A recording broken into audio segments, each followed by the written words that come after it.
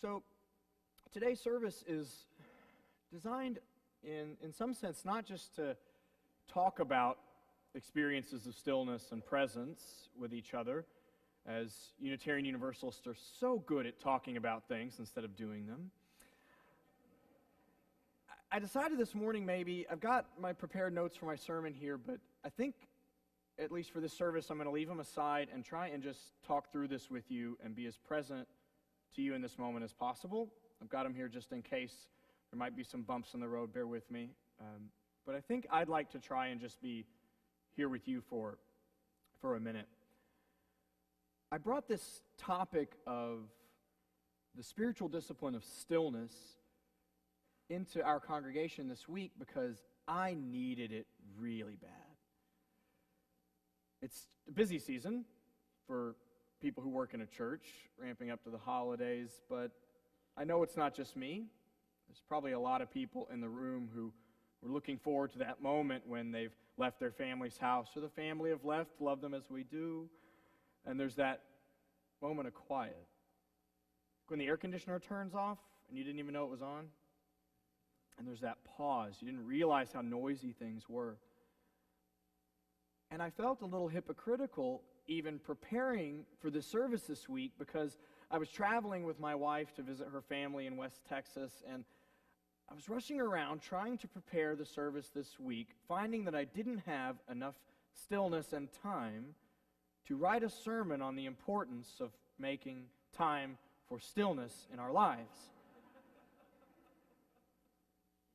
I recognize the irony and the hypocrisy in that, but I think it points to just how difficult it is for us to find a way to put some punctuation in our lives. I feel a lot like my life is one long sentence without any commas or periods in it. We were visiting family this week, and it was one of those experiences that is really nice and frenetic with energy and full, but really full. I was in my in-laws' house in West Texas, and everybody in the family was there at the same time, and at any one moment, the phone was ringing off the hook. We were invited to somebody else's house down the street for a holiday party or to meet someone else's new baby. There were kids all over the place in the house, and a toy would come flying across the living room while a remote-controlled car would move in front of you. And my kid would be crying while somebody else's kid needed to have a moment of sleep, and somebody else's kid was trying to eat, and the door was opening and shutting. And I had this fantasy about this time I had once that I will never forget, this incredible moment of stillness that will be with me the rest of my life. It was in 2004. It was the first year that Kate and I lived in Boston when I was in seminary. And we're both native Texans. And we got there, and they had the biggest blizzard they had had in decades, the first year that we moved there. The kind of blizzard where you see antennas poking out of the snow over cars.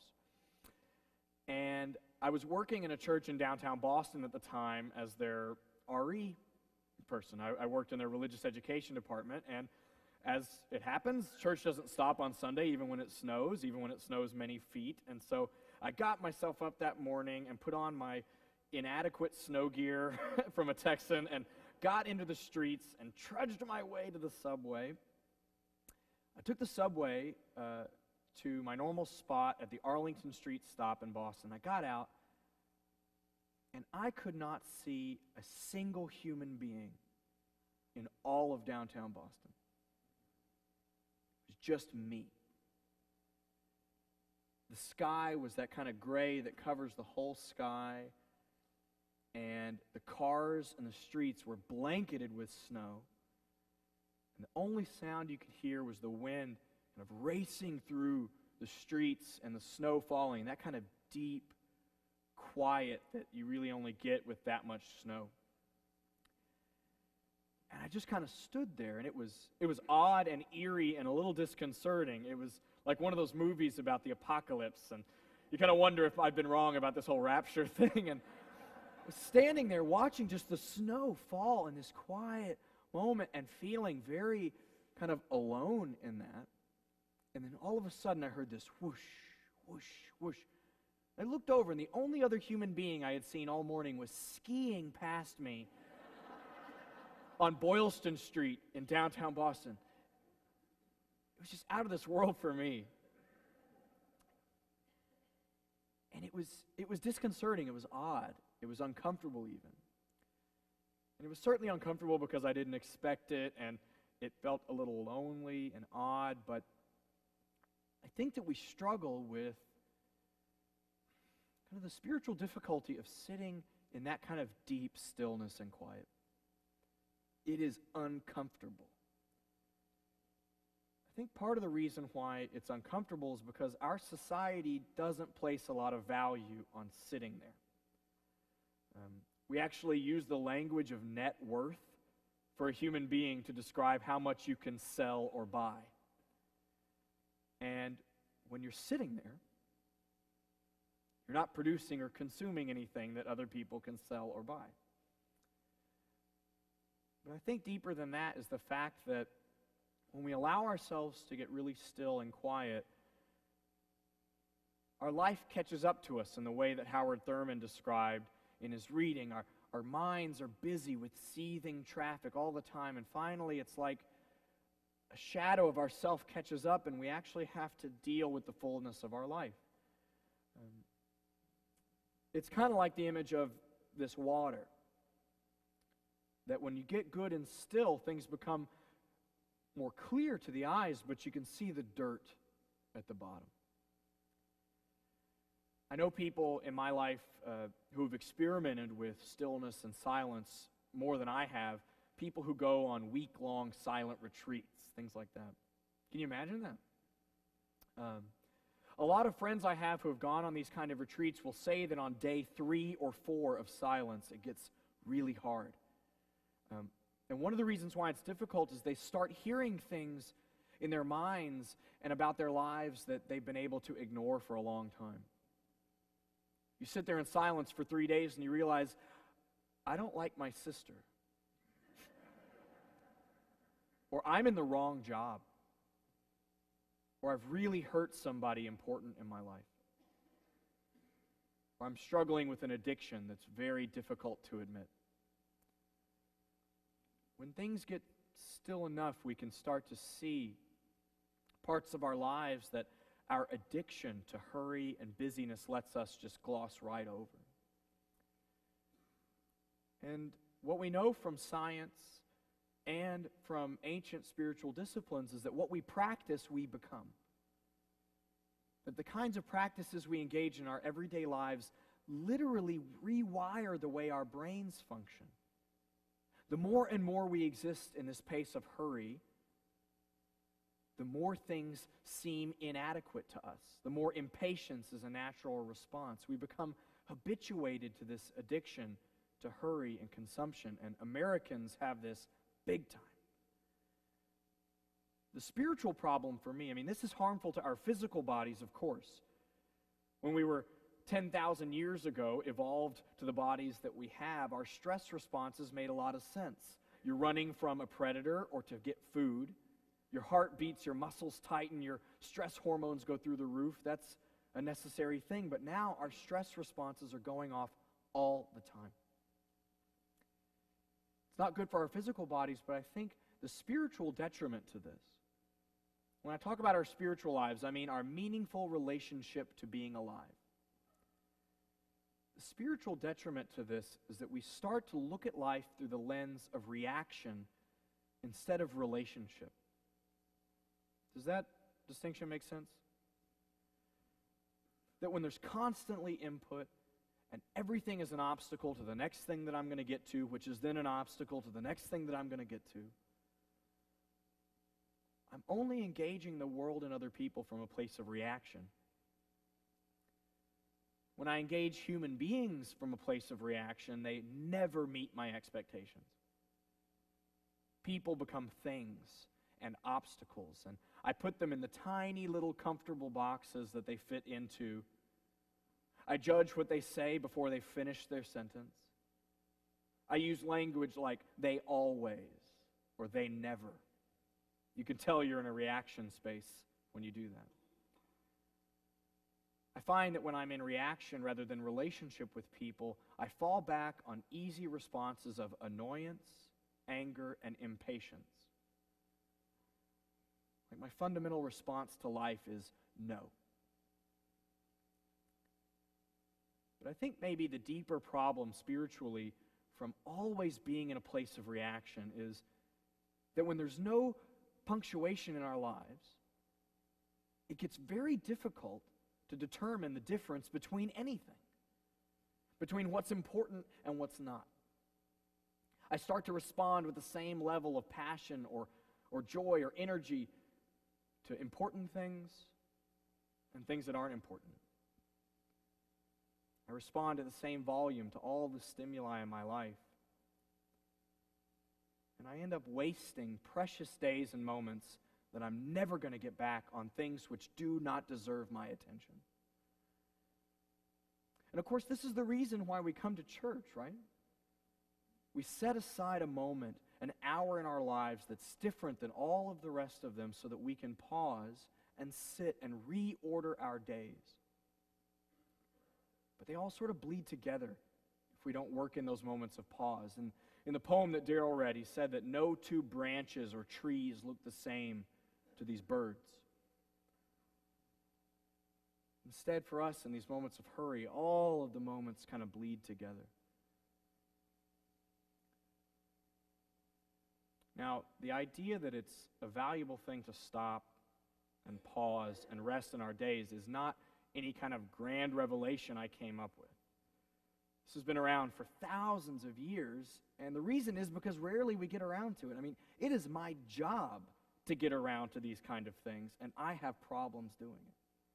I can only imagine what it's like in traditionally fast-paced occupations, or if you live with somebody who's in one.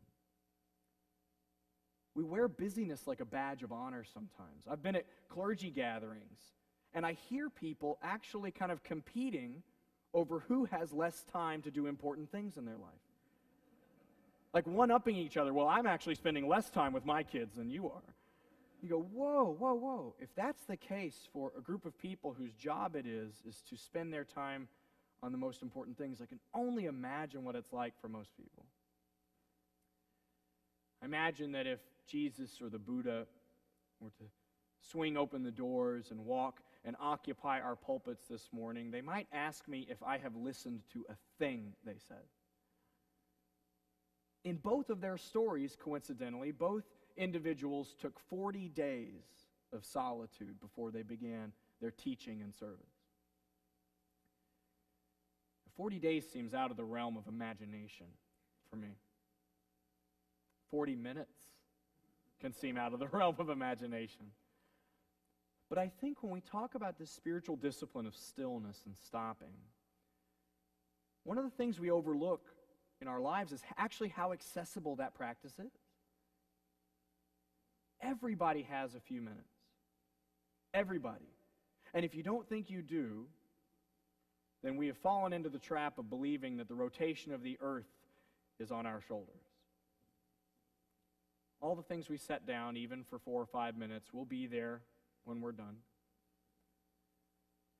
Everybody has a chance to pause and breathe before they respond to another human being.